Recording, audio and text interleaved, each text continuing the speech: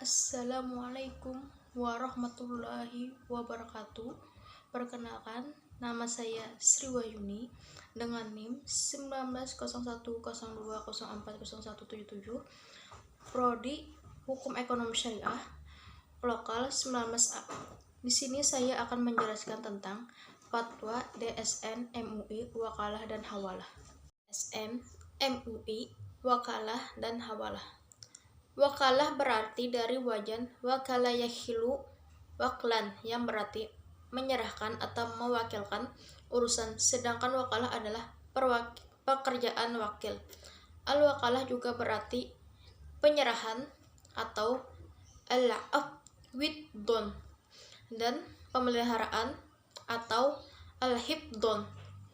Menurut kalangan Syafi'iyah, arti wakalah adalah ungkapan atau penyerahan kuasa atau al-wakil kepada orang lain. Al-wakil supaya melakukan atau melaksanakan suatu dari jenis pekerjaan yang bisa digantikan, atau an-naqbul an-niyabah, dan dapat dilakukan oleh pemberi kuasa dengan ketentuan pekerjaan tersebut dilaksanakan pada suatu saat pemberian kuasa masih hidup.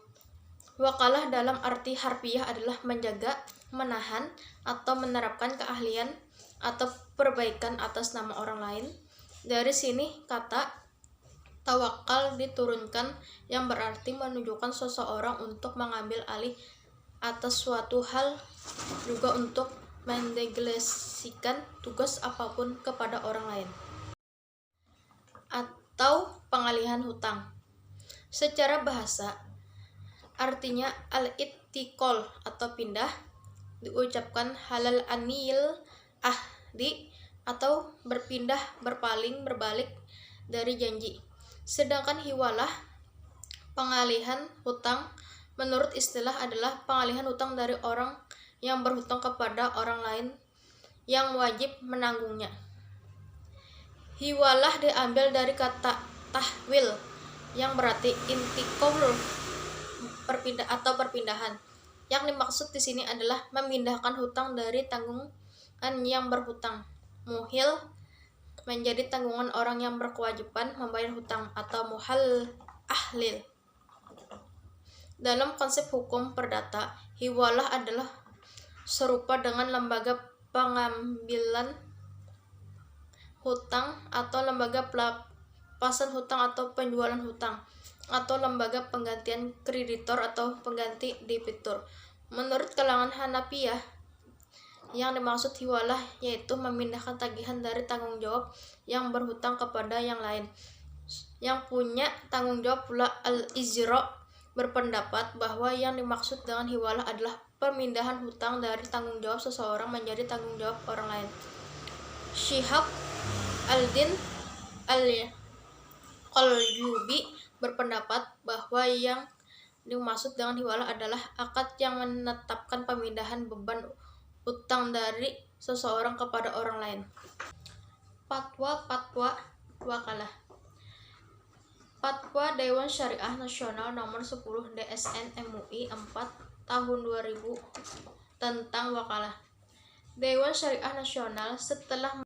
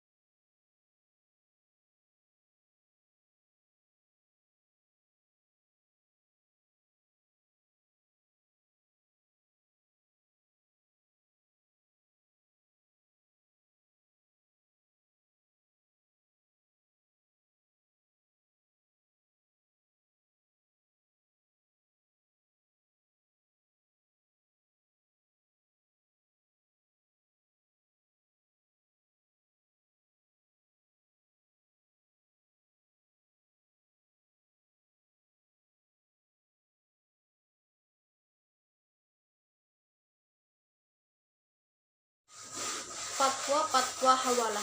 1. Fatwa Dewan Syariah Nasional Nomor 12 DSN MUI 4 2000 tentang hawalah. Dewan Syariah Nasional setelah menimbang bahwa terkadang seseorang tidak dapat membayar utang-utangnya secara langsung.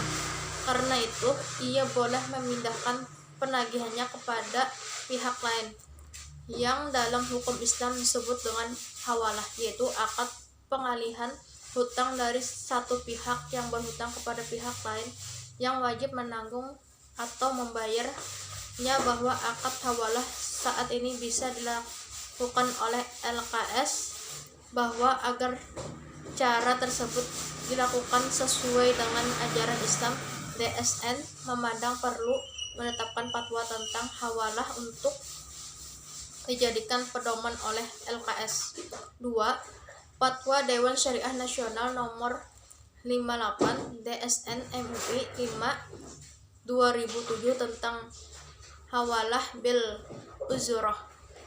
Dewan Syariah Nasional Majelis Ulama Indonesia atau MUI setelah menimbang bahwa fatwa DSN nomor 12 DSN MUI nomor 4 2000 tentang hawalah belum mengatur hawalah mutaqaloh dan ketentuan uzroh atau pre dalam hawalah, bahwa akad hawalah bil uzroh diperlukan oleh lembaga keuangan syariah atau LKS guna memenuhi kebutuhan objektif dalam rangka memberikan pelayanan terhadap nasabah, bahwa agar cara tersebut dilakukan sesuai dengan prinsip syariah, MUI memandang perlu menetapkan fatwa tentang hawalah bil uzroh untuk dijadikan pedoman.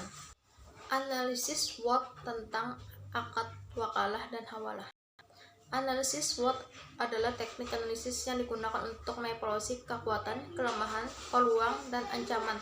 Tujuan dari analisis SWOT adalah untuk menilai masalah dan memanfaatkan situasi yang ada sebaik mungkin yang melekat pada bisnis kamu. Terlebih lagi, analisis SWOT berguna banget untuk menemukan berbagai hal yang harus ditingkatkan, dipertahankan, dan dihindari dengan pertimbangan kinerja, persaingan, resiko, potensi, dan strategis.